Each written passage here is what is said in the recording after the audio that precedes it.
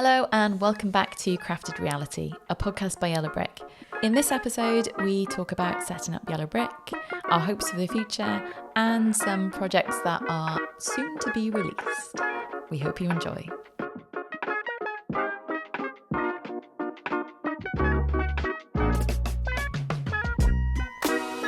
This is us, isn't it? I know. Look at us. A year later. A year later. So, where do you want to start? From the beginning, surely. From the beginning. It's the best place to From begin. the beginning of time. So, for anyone particularly interested, it's Friday afternoon. It's 10 minutes to 5. Pretty long week. And we've decided to do a podcast about how we set up Yellow Brick and why we set it up. Not sure how long this is going to last. It could be half an hour, or as Allie said this morning, it could be about 3 hours. I'm going for half the hour, but we'll see. I'm laughing nervously. Yeah. So I was going to ask you start off jumping right in. Why did you want to set up Yellow Brick? So going in for the really easy question off the bat, great. I think at the time I was working for another company, and I was perhaps not massively happy within that particular job. I think I felt I didn't necessarily have very much autonomy, particularly when it came to creative ideas. So the work that I was doing at the time was creating experiential events for other organisations to help connect to audiences. And I think the ambition of those events were kind of quite big, but when it actually came to then the practicalities of doing them, more often than not, things were really watered down. And the ideas that you had that made the event quite unique ended up being, something actually to a degree quite similar to things that existed already, where the desire or the narrative often was like, oh, we're going to do something very, very different. So I guess there was sort of like a frustration within that role that I was having. And then I suppose sitting alongside that role in my spare time, I'd obviously met yourself and your friends who had created Arc Lab, or Think Arc, which was a group of people that would come together every Wednesday to create projects that were socially motivated and had an element of doing something kind of good within the community. And I think I was really quite inspired by that work and maybe the kind of creative freedom that we had when we were making those projects. And I suppose at that time as well, we had started making games under the umbrella of Think Arc as a way to bring people together, make connections and, essentially have fun. And I think I was at the time having more fun and a sense of reward from doing that sort of stuff than my day job. And I guess it never really entered my head that potentially I could do a job that did that over the job that I already had, which kind of felt like a proper job. And this was was it sort of 12 years ago? Or was it longer than that, 14 years ago? Yeah, I think it was 2010 was the first Think Arc project. And then I at a similar time, but a few months later, as you said, we got interested in games. And I guess when we are talking about games, we're talking about street games or pervasive street games, which are and we've spoken about this in previous podcasts, but for the sake of this podcast, they are games where, generally speaking, a group of 4 or 5 people are tasked with traveling in some shape or form through a city to experience or visit different locations, solve clues, maybe even, so a bit like a traditional treasure hunt. But often this has more kind of puzzle in it, or it could be more themed. So the big one that kind of went big at the time, and one of the first games we played, or the first version or iteration of that, was 2.8 Hours Later, designed and built by Slingshot in Bristol. And I think those games, and then going to London and going to the Hide and Seek Games Festival there, really inspired us with this kind of interesting idea of what we describe as whether you were, at what level you were playing the game, right? So, and what I mean by that is you weren't LARPing, so you weren't assuming a character per se. You weren't being asked to assume a character, but you were playing a game that, to all intents and purposes, as an adult, in a societal sense, you're probably not recommended or encouraged to play. You know, you're running through the streets, city centres to get somewhere. And it was quite incredible how both of us, I think, saw the power of how transformative those experiences are to people. And within, I mean, in some cases, 5 minutes, you are literally diving behind dustbins and stuff like that.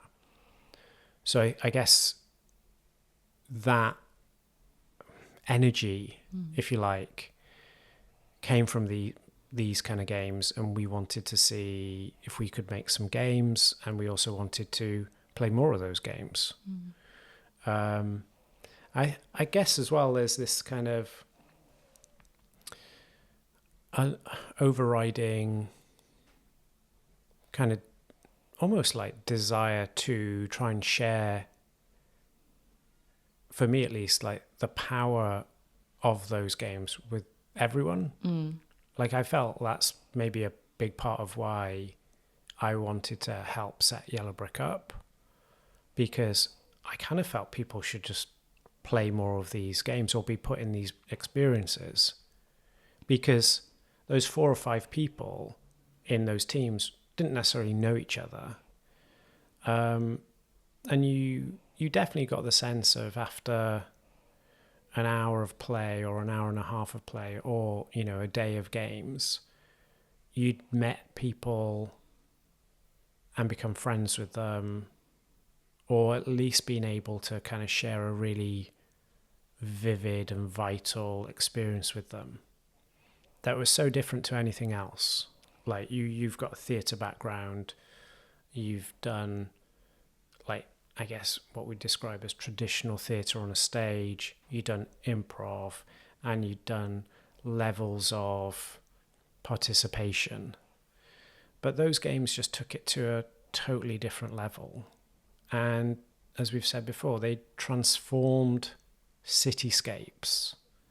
They put layers of immersion and experience into cities that you thought you knew, and they were transformed to a zombie apocalypse, or to ghosts in a city, you know, haunting us. And yeah, I think it was that kind of power of the retro nostalgia of play, and, as I said, bringing these people together. It was just so special.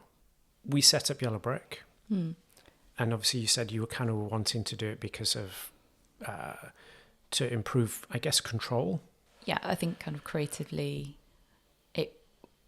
I wanted to do something more, and I didn't really at that time, just before we set up the company, realise that maybe you could actually make a job out of kind of creating those kind of, I guess, experiences. Because I suppose back then, you had those sort of traditional, maybe kind of marketing experiential events, which didn't necessarily maybe have the level of depth of engagement or time spent within them. They might be kind of really quite flash in the pan, things that you'd see in the centre of town, for example, you know, a pop-up stand where maybe you entered a space and you had 5-10 minutes experience in there, but nothing to the level, I guess, that we were talking about. Whereas maybe now experiential events and immersive events have absolutely grown in popularity, size and scale, and people have more knowledge of them and experience of them. Whereas, 12, 14 years ago, there wasn't necessarily, it was very, very niche. And I suppose to a degree it's still sort of niche now. So I think understanding that, actually, potentially this could be something you could wrap a company around, was a kind of revelation to me at the time. And I think when we discussed how we would set the company up and how that would actually work, I think we were sitting in Chapter Art Centre kind of spitballing ideas, thinking up some names for the company.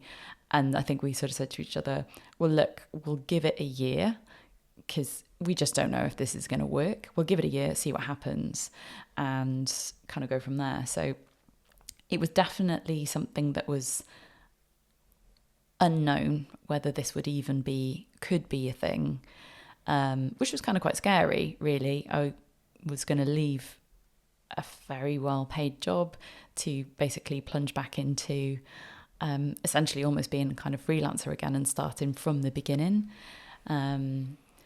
And maybe kind of not necessarily knowing anything about how to build a business or anything about how to build clients and who would buy this and who would want this. It was, actually quite scary, but at the same time really, really, really exciting, because I suppose while we were making games under the Think Arc umbrella, I suppose what perhaps gave us a little bit of confidence was that people were taking quite a lot of interest and saying, oh wow, would you make this for us and we'd pay you? And we'd be like, really? Okay. If you want to, we will. So I think we knew perhaps even back then there was an appetite and an interest because it was so different. So I think I was really excited about having creative freedom and an essence of creative control within maybe work that, I would make with yourself and then also with other people. I think that was really exciting. And as you said, I think you're spot on with sharing the experience of play with the people, because essentially when we set up Yellow Brick, that's what we started with as, I guess, a product. We would make street games for other organisations, other companies, to connect with their audiences on that level through narrative, through play, through story. And that was, essentially what we still do now, but in lots of different mediums. But I think that sense of sharing the joy of play with other people, I think you're right, was absolutely something that was really exciting to kind of put something like that out there in the world for people to experience and then hopefully remember, because that's the experience that we've had of games where we've had an amazing time, and still the kind of, I guess, resonance of that experience even now is a really, really powerful core memory.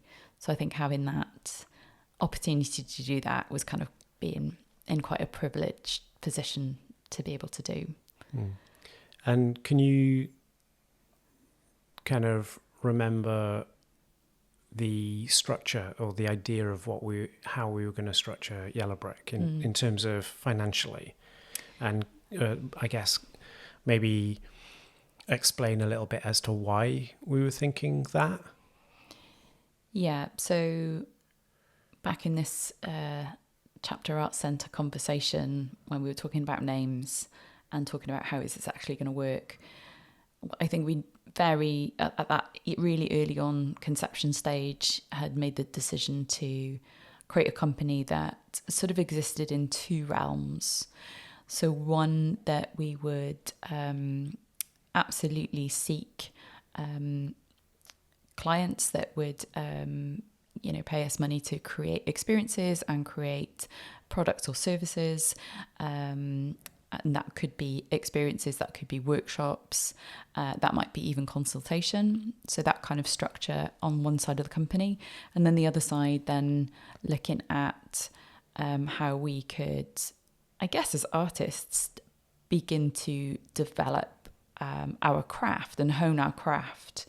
As Julian said, I've got a background in theatre and sort of production, but there's still an element of like kind of development within this realm. So we had decided that the sort of second half of the company, we would look at cultural funding to be able to create things that we wanted to create. But, essentially that also became R&D for us, to hone our craft, to develop our skills, and to refine, which inevitably would then feed into the other kind of commercial work.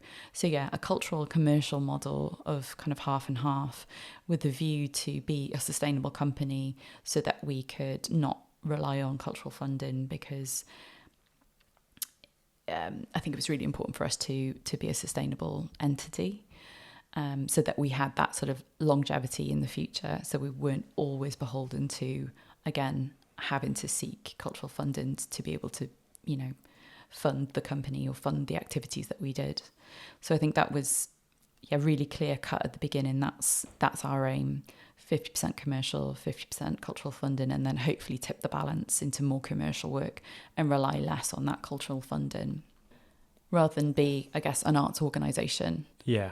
As in solely diversifying kind of revenue streams to be able to, as you say, become sustainable or be sustainable. We specifically spoke about it in terms of that, didn't we? In the sense of looking at a model for an arts organisation to be sustainable. What could that look like? And that was kind of how we thought it potentially could work. And I guess what I wanted to ask with regards to cultural funding at the time, we had around about the same time, just a little bit before, and we've spoken about this in a podcast with Hannah McPake about the advent or the launch of National Theatre Wales. And we had organisations, as we've just said, like Slingshot, making games in Bristol with 2.8 hours later, which went on to massive commercial success in terms of just the sheer scale of how many people were going through that game across the UK. But can you take me through a little bit about your experience of potentially how cultural funders saw games at the time initially, and maybe we could have a little conversation about why that potentially, or are there reasons, do you think, of the maybe not timidness, but at least kind of lack of vision within funding, cultural funders, as to whether games were art? I think it was a lack of understanding, and a lack of understanding around the relevancy of it. And I think, maybe a sense of risk around it as well, because it is an unknown. What is this? Is it, can it fit into the box of theatre? Yeah. And if it doesn't, then it just, it just doesn't kind of then maybe land in terms of people's understanding of it. And it's one of those things, I suppose, until you've experienced it, it is hard then to understand how is this relevant? Yeah, back then, again, I don't think not many people were making this kind of work. I think street games was, maybe particularly in Wales, a relatively new term. Whereas maybe across the border, there were, quite a lot of pockets of activity with Slingshot in Bristol, and then stuff happening in and around Pervasive Media Studio based in Watershed, and then obviously up in Manchester there was kind of games happening there under the umbrella of Larkin About. Yeah. And then quite a few things happening in London. So there was these pockets of activity of street games and this kind of culture that was sort of almost like, I don't know, kind of off the radar, sort of like slightly underground stuff that was sort of happening. So I suppose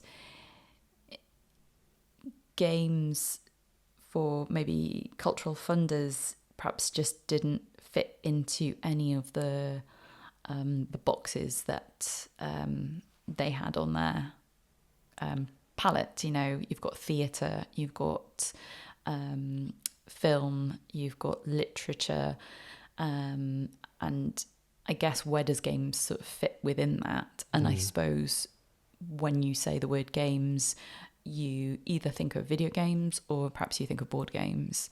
So I think it was quite a difficult thing for, I guess, when we had spoken to cultural funding organisations about what we wanted to do, I just don't think they got the concept.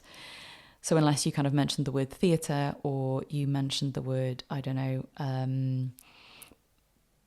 theatre production, it just doesn't land, and I guess it just isn't seen or wasn't seen as an art form that they would fund, because I don't think many people were doing it.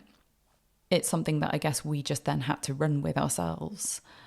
So a lot of the early projects that we did do, we just ended up self-funding those because we were passionate about making them. We were passionate about how they created change within audiences, how they created this sense of community, and how, again, there was this sense of this active participation rather than a passive participation. So I think, times have changed and I think things have moved on, and I think there's maybe a lot more openness now to that kind of cross-discipline, art form, where kind of games now, I feel, seems to have more of a space within work that people are doing, and more people are kind of using those terminologies. And I suppose, again, that word immersive, which I think is borrowed from video games, has just become the buzzword now, hasn't it? And also the word gamification has become that buzzword, maybe because more and more people have started, dabbling in those areas or using those terms. I think there's been a response then to have more of those types of projects then funded. Yeah. And I guess, again, within the model of arts organisations within the UK, and we're obviously speaking more specifically within Wales, the model exists around venues, in the sense, and you putting a show on in a venue. So with a game that effectively can go and sprawl through a city with content that happens beforehand and potentially afterwards as well, there was a struggle with the model of how we could work with venues, because it was kind of almost impossible to get funding without partnering with a venue at the time. Luckily, we managed to work with Wales Millennium Centre, who are really open to providing us support for that. And I guess as a group, we were learning how to almost sell a ticket for such an event, which did have pre-content. And while it wasn't necessarily vital to the game, it did add significant additional kind of like context. I think that was kind of interesting, and I think it's something we've not solved yet, really, and even that's like 10 years later, and I think GDPR and things like that probably made it even harder, because it's kind of quite hard to show where the edges of the experience are. You know what I mean? Like you're buying a ticket for this thing, but then there's this stuff up front if you really want to invest in it, that kind of stuff. So I think we continue to struggle with how you kind of like show that. And I guess we've looked at it in app terms. We've done it through an app and stuff, and that's maybe a bit more controllable. But then it feels like it chucks everyone into that small screen. And one of the big points about some of the games, or many of the games that we were making, is to try and get people away from their screens, because there's the real world around you, right? You don't need a screen with AR or VR or anything like that. You just need your environment with some imagination, some context and some theme or genre, and suddenly that space is transformed.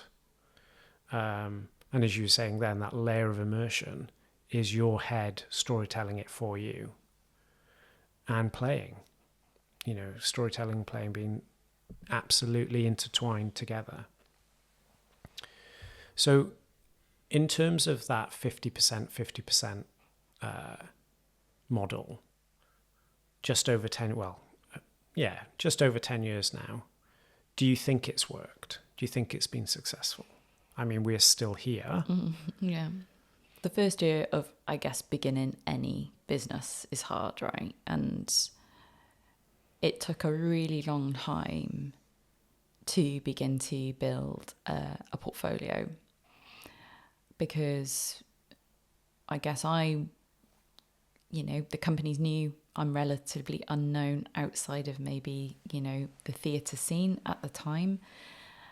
So I guess that first year was, pretty difficult, where I had saved money from the job that I had left to be able to sort of salary myself a little bit, but essentially not really get paid. I think the first paycheck I had from Yellow Brick after 4 months was £250 on that fourth month, and no salary for the first 3 months. So it was kind of like, it was a hard graft. And, that first year was essentially pretty much cold calling everybody and anyone you could potentially think of that would be interested, or even if we didn't think that they would be interested, potentially they could be convinced to, maybe work with us, because people want to see what you've done before. And how do you do that if you're a new company? And that's just really, really difficult. And I suppose there were projects that we had self-funded that were on that portfolio. But, beyond that, it was essentially about somebody pretty much giving us a break. And I think once you then start getting that work, I suppose what we found then over the years, that work then comes through recommendation rather than anything else. So you do one job, you make sure you invite loads of people to that experience, or whether it's a physical experience or a digital one or online, you send that out. You give people free tickets, they come, they understand what the work is, they're interested. You might then have a conversation with them afterwards. You might not hear from them for 6 months, and then they get back in touch and say, oh, actually, we've got something that would really work, and we'd love to collaborate. So, it was a slow build really from that first year to where we are now. And I suppose our offer in that time changed and morphed once we sort of understood kind of the landscape of what people were interested in, what people wanted to make for their audiences, and for us actually to craft and hone our narrative of what we did, because that was often really difficult. So what exactly do you do? We make digital and physical experiences, and it's like, what the hell is that? So for us to kind of try and craft and understand how we articulate that to people was really, really difficult. So we still do to a degree now, but back then we were calling ourselves a marketing company because that's what people understood rather than an arts organisation.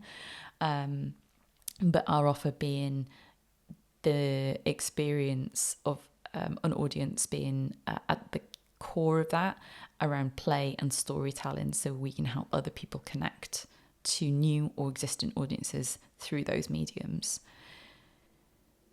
And as we continue to make work, I suppose we diversified from the arts sector to kind of heritage and tourism.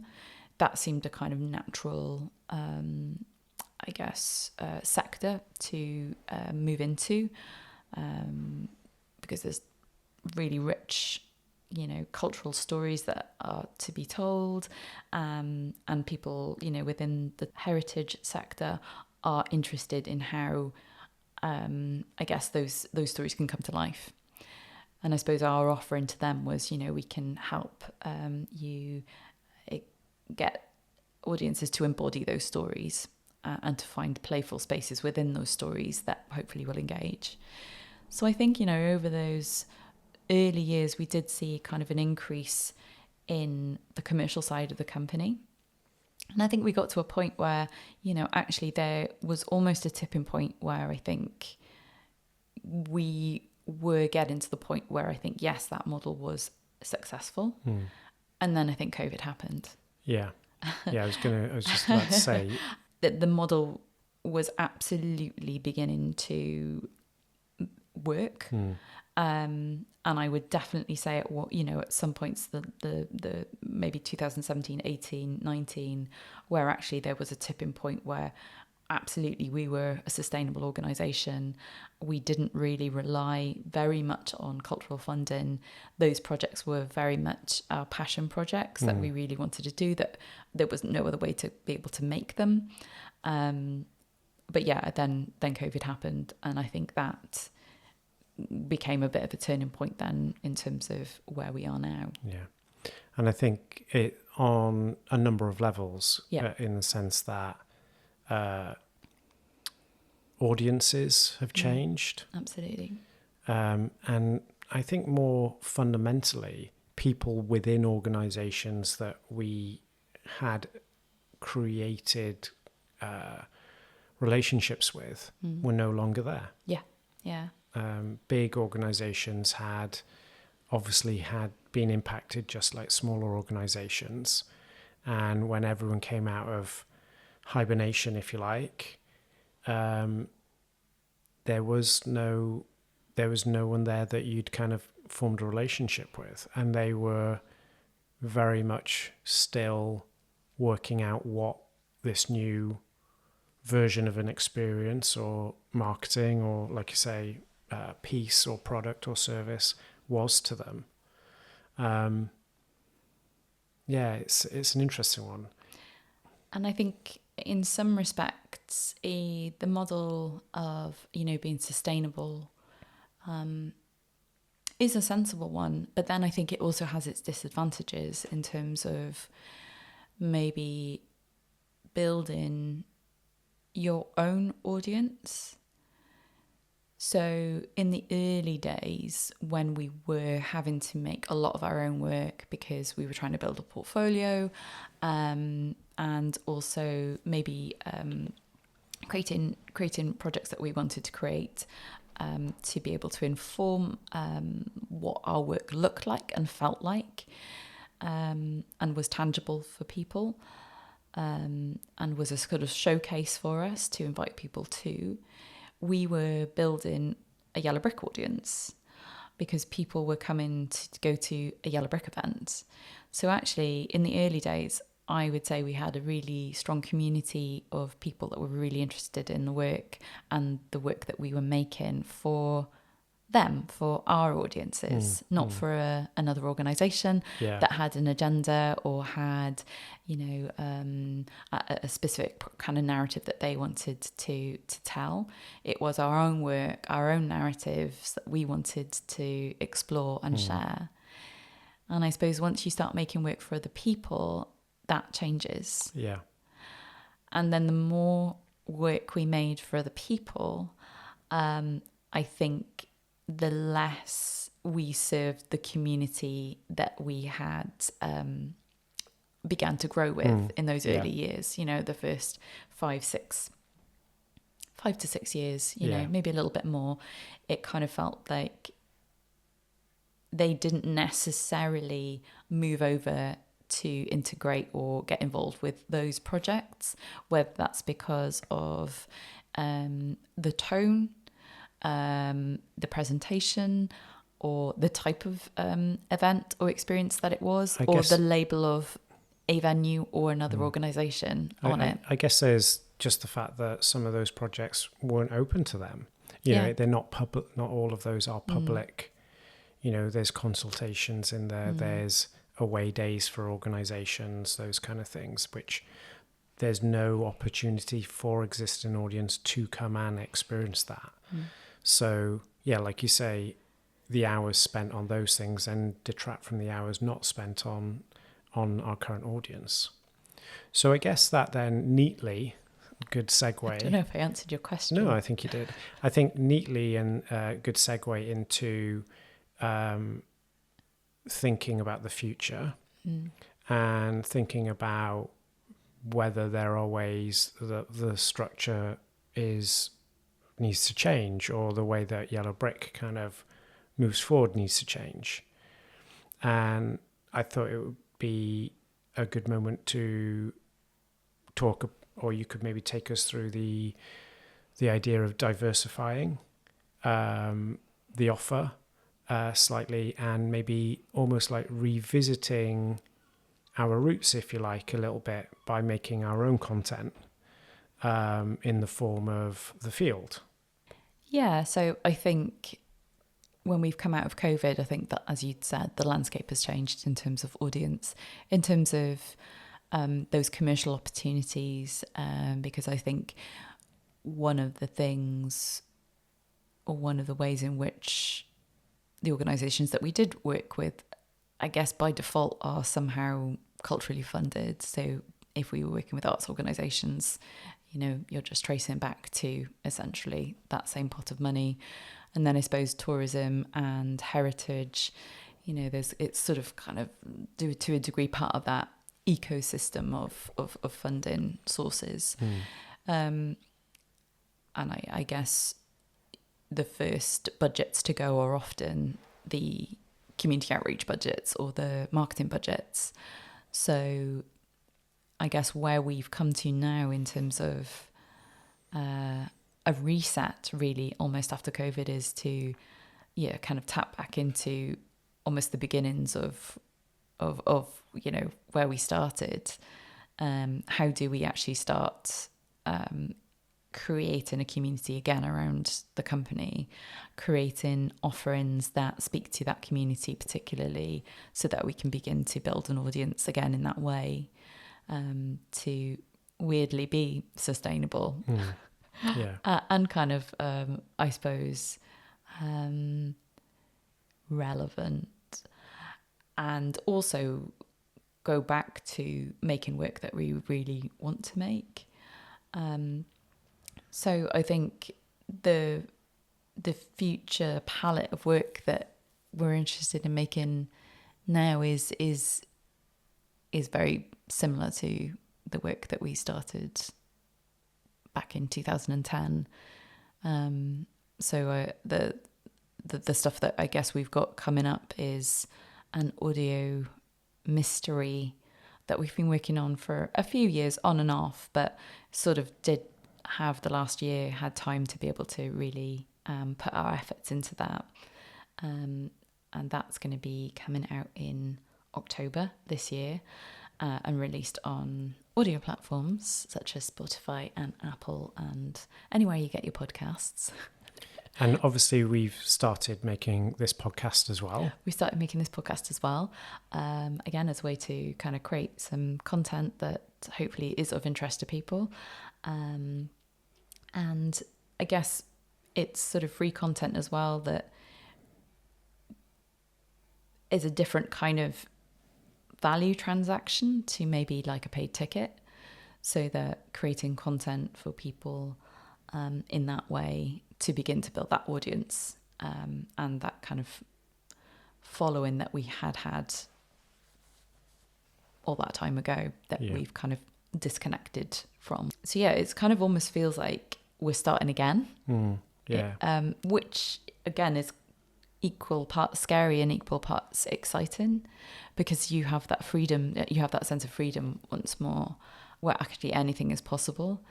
So it's sort of taking stock of, what do we really want to make, and coming back to, you know, how do we want people to feel? You've spoken about the things we're looking to do, or we've started doing with the podcast, and the field is coming out in a few weeks. How are you hoping we will diversify our revenue? Well, what we've done is we have created a bit of a cheeky Patreon page. It's a whole new world for us. So we've created 3 tiers on Patreon. So if you like this podcast, we have a tier where you can drop us a little tip, and that's called Crafters. And then the second tier, we've got one that is just specifically for the field. So as I said, that's coming out in October.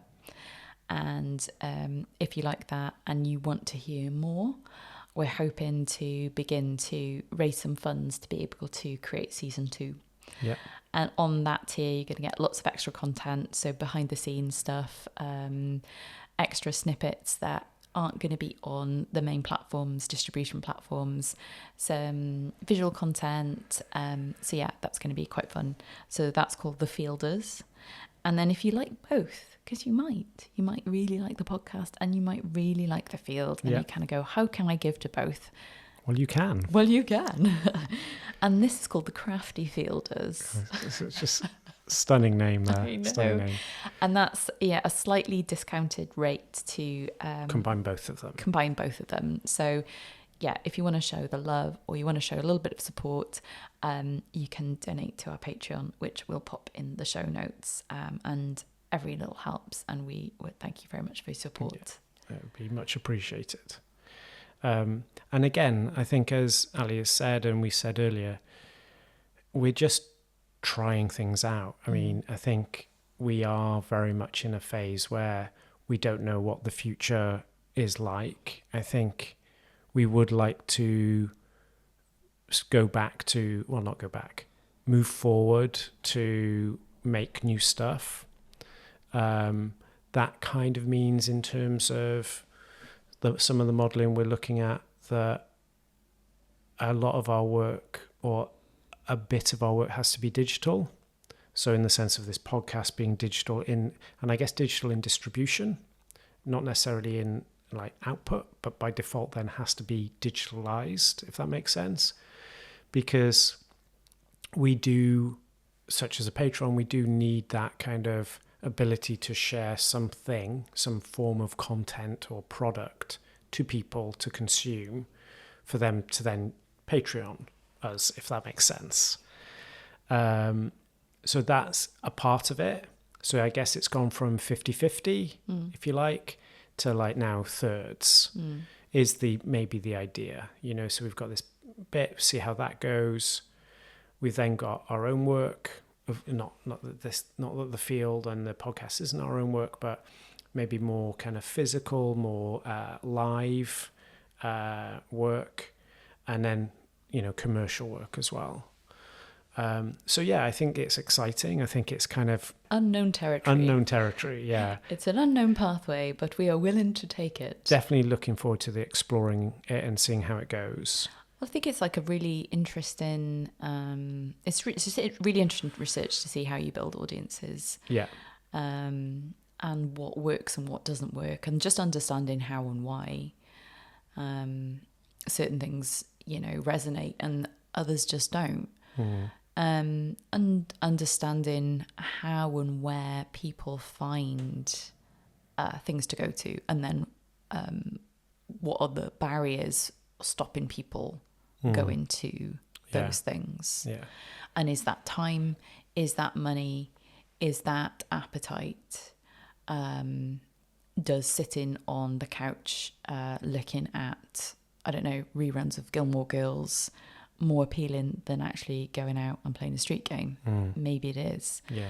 I kind of think I've certainly, since COVID, my habits have definitely changed in relation to what I do with my time. I think I have been more inclined to maybe go out and just be outdoors. because I think for so long you just couldn't. So it's almost, okay, I'm going to try and take back suck that back I've up. got to suck that back in, Yeah. get, and I really appreciate the outdoors a lot more as well. And it's just really good for my mental health. Maybe over sitting in a theatre watching a show on a Friday night. Which kind of feels like street games are, I guess, as you're kind of hinting towards, like maybe that perfect mix. Yeah. You're outside Yeah. and you're getting, for want of a better word, art, and you're getting some form of conversation or communication with a group. It's kind of, it will be interesting to see how that kind of goes, try and set some of that up as well. See if there, like you say, if there is appetite for that kind of stuff anymore. Yeah, because I suppose, like, now the landscape of street games in the UK has changed again, where there's not many people making those things anymore. In that format. Yeah. And I suppose the organisations that were making them don't exist anymore. Yeah. I wanted to ask you about that, actually, because I was going to ask you earlier, but we kind of got off on a tangent, and that's fine. But I wanted to ask you a question about why you thought that was, and maybe kind of prime it with quite a leading question as to whether you felt technology in essence killed street games as we know it. Because I mean, if you think about it, we could argue that street games have never been more popular. If you think of Pokemon Go, fundamentally it is a street game. I think it's still popular, maybe not as popular as it was in its height, but it does feel almost that the addition of technology somehow, maybe, I don't know, do you feel it's had an impact? Because I feel it's definitely had an impact on, and maybe we do get into it now, or maybe we leave it for another podcast. We've always had that conversation as to whether it's technology first or content first, right? And a lot of our initial discussions with particularly R&D based kind of projects were about leading with technology, which became such a farcical way of maybe making a project, because it had to have this technology, but the content or the story just didn't mix. Do you think maybe technology's had an impact on stories, or do you think it's an age thing? Like we were all, well, I mean, we all kind of started late 20s, early 30s, and now we're all 40s, so fundamentally people have moved on or developed into other things. I think there's probably an element around sustainability, models of sustainability around company structures. Both in energy as well? Oh, yeah, both in energy as well. Personal energy. Yeah, because I think, live events and outdoor events particularly, they just require a huge amount of planning and a huge amount of energy and effort, really does go into them. It's because there's so many unknowns outdoors. In theatre, you are contained by four walls, and the audience are seated, and it's relatively risk-free. Whereas as soon as you move anything outdoors, you just have so many things coming at you. You've got other people, you've got cars, you've got the weather, you've got buildings and structures that aren't under your control or ownership or maintenance and all of that kind of stuff. And I think it's a lot.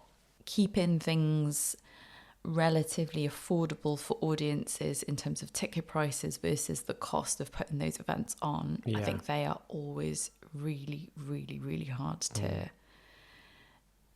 Again, the amount of numbers to justify an event kind of has to be in many, as we've just, as if we weren't culturally funded for some of those projects, they just wouldn't have there's happened. no way, is there? Yeah. You know, if ticket prices were the only determination of whether we could afford to put something on, it wouldn't have happened. And again, multi-location events outdoors, insurance is a nightmare.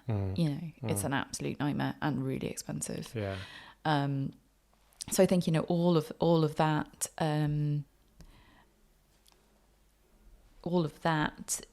is kind of enough of a barrier, really, in terms of physically putting something on.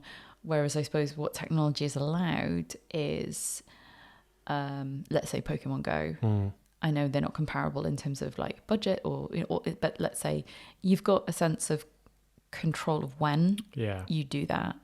So, you know, I could in the next half hour decide to go for a walk, take my phone with me and play some Pokemon Go. Because I've got half an hour. Because I've got half an hour to kill. Yeah. And I can choose the location. I can do it anywhere I want to and still play the game and potentially, you know, connect with other people who might be playing at the same time, or my friend might come with me and play as well.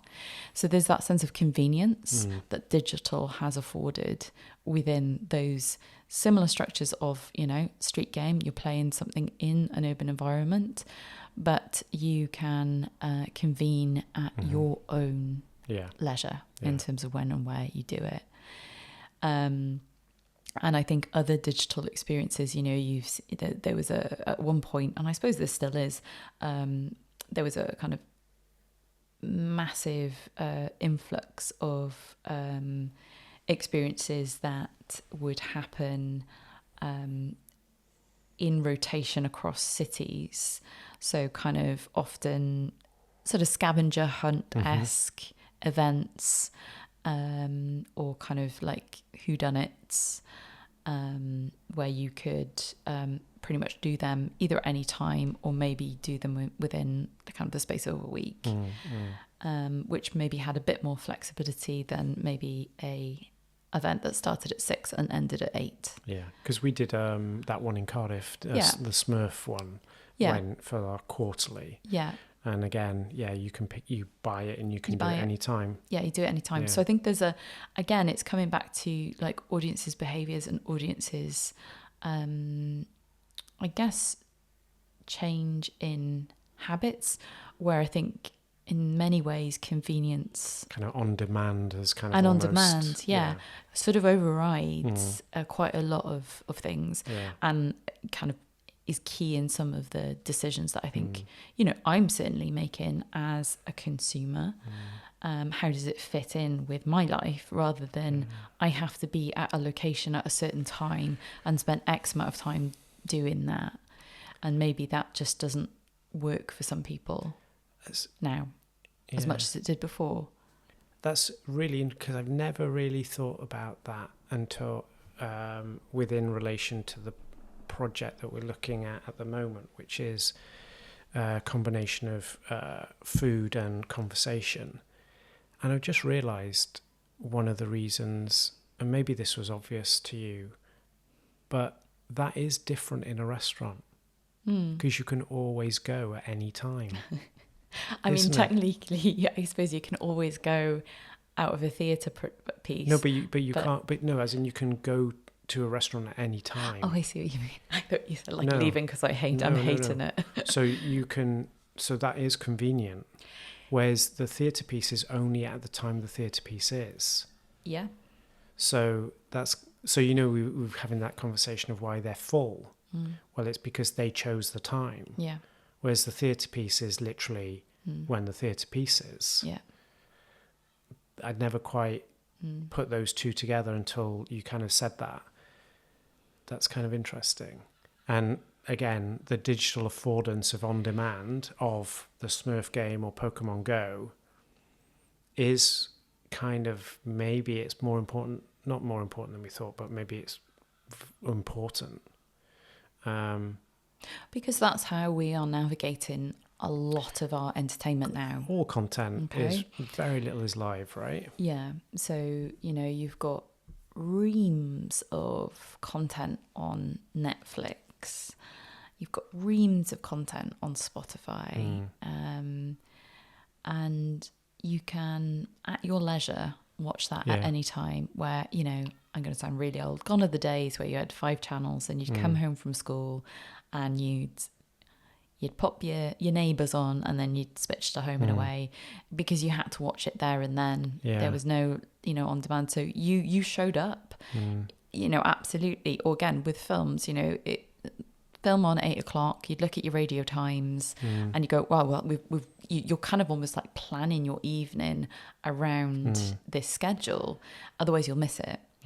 Whereas now anything can happen at any time, and you can decide when that happens and when you consume it. And even if it is live and it's streamed, you can turn up half an hour late, go on, scrub back for the half an hour. Yeah. Do a little basic catch up as to what you want, which is a bit like how the Olympics happened with some of the climbing that I was kind of interested in. You know, I missed one of them because of the time. I could scrub back, see where we're at, and then kind of get to live and be there. So even with the most live of live events, the Olympics, you're kind of obfuscating the control almost, or, you know, taking control back of when you can watch it. Yeah, it's interesting. And I've noticed, and this is, you know, probably a really bad habit, but you sign up to online events and they're live at a certain time. So there's been a couple of workshops where I've signed up and in my head I'm like, I'm going to go to that, you know, it's a lunchtime talk and that'll be kind of something nice to do of a lunchtime at my desk. Great. And then I've noticed it says, if you miss it, don't worry, we'll send you the recording. And I've kind of gone, okay. And I've not turned up. Yeah. And I've just watched it on, and I've had the time. I just have somehow decided not to go when it's live because there's the option of catching up. And I've always chosen the option of catching up, which doesn't make any sense because I do have the time at a lunch hour to do it. And for some reason, I'm choosing not to. Yeah. And I'm choosing to take time elsewhere to do it, which doesn't really make any sense. But because that option's there, there's a fail-safe. Okay, I'll do it later. Yeah. Maybe that says something about me. No, I've done the same. And I think, it's an interesting one, isn't it? Like they obviously want people to listen to what they've got to say. So that makes sense that they've given 2 options. But equally, it makes it less of a special need to go. And as you say, your brain then kind of de-promotes the importance of that thing because it knows it can get that access and, you know, they can be there elsewhere. And I guess it's easy then for you just to continue to think that the work you're doing is super important and you just carry on that work. Yeah, I guess your question has digital... killed street games. I suppose it's just maybe moved them or transformed them. Yeah, I think it's just moved it into to fit in with our lives a little bit more. I guess it's definitely changed them in the sense of street games nearly always had real people in them, like whether you call them actors, players, facilitators. So, you know, there's no real people, if you like, in Pokemon Go. You know, there's obviously probably a little bit of voice acting and stuff like that for the animations here and there, but fundamentally it's all digital. And I suppose then with other things that might have some video or that kind of content within those experiences, I guess you are the upfront cost of making is at the top of the project, and then you're just selling then that product over and over and over and over again. So you've paid, you know, whereas I guess with street games you're paying all the time, you know, performers, insurance, you know, venue hire, and all of those overheads, which can, you know, perhaps become unmanageable after a certain length of time. Yeah. You know, depending on how that's been funded or how that's been, you know, put together in terms of financial support. It is enabled it's become more of a product. You can distribute it easier, maybe. But then potentially, in a sense, at the cost of lack of live. Yes. Yeah? There's definitely no live in that. I mean, I guess in some ways we'll argue that Pokemon Go has like community days and stuff like where people come together and therefore the players make the live. And I think people have started making events of that. But, you know, it's not the same thing as making A to Z game, I don't think. Yeah. So I guess going off, with regards to Patreon and with regards to the field and the podcast, the next few podcasts we're going to be doing are going to be on the field itself. So we are going to be discussing the making of the field. We're going to be getting some the writer in, some of the actors in, and some of the creatives in to kind of discuss their roles on the field. So we're going to try and do that in tandem with the release of the episodes. So do make sure that you kind of tune in for those. We hope that you enjoy those and they kind of will give you a view of I guess the creative process that we went through with the field, and maybe you'll get a sense of a bit more about the literal randomness of the project and how it is an audio mystery. We're going to try and do that kind of like post-launch of each episode. So it's not like, so make sure that you listen to it instead of getting spoilers. So we will be doing that. And then more recently, as we were kind of just discussing just now about food, we are looking at another project currently called Gentle Gathering, that we'll probably do a podcast on in its entirety in the future. But we are kind of exploring the idea of cultural spaces and I guess just fundamentally the idea of how you can help create the environment for people to have conversations with people that they might not necessarily come into contact on a daily basis. And that's kind of the base level. You know, we're trying to make something that allows people to hopefully come back together to discuss and chat without negativity. So if you're interested in that, we will also put a link in the show notes for that. We're going to try and do some events on that, on the project over the next few weeks. And it'd be great if people are in Cardiff or want to come and travel to come and get involved. Anything else? No, that was it. Thanks for joining us today. Don't forget to like and subscribe, and remember to check out our Patreon. The link is in the show notes.